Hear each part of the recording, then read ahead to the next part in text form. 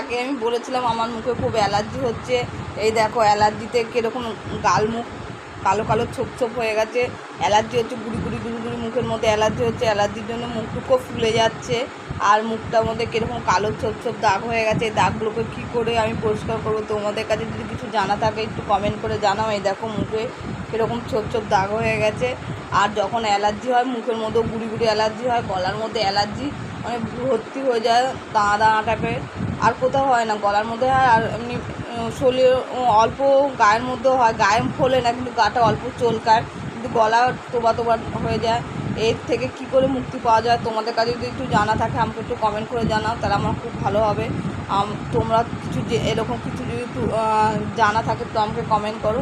তো আমার মায়ে দেখো গিয়ে অ্যালার্জি ফল পাঠিয়েছে, এটা হাতে বাঁধার জন্য।